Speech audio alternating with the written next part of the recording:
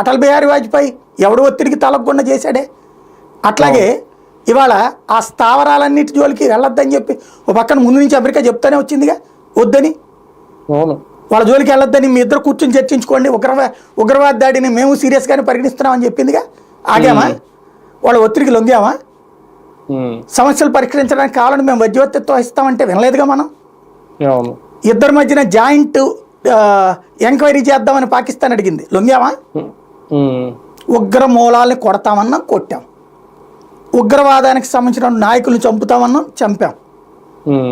ఇదిగో అయిపోయింది మా ఆపరేషన్ అని చెప్పాం, యుద్ధం అని చెప్పాల మనం.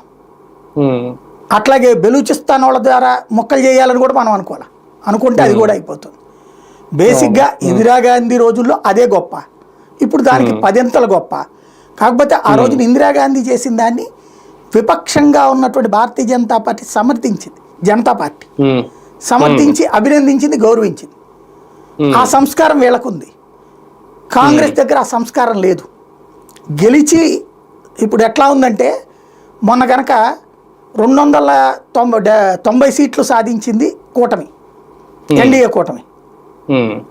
99 సీట్లు సాధించాడు రాహుల్ గాంధీ, ఓడాడు.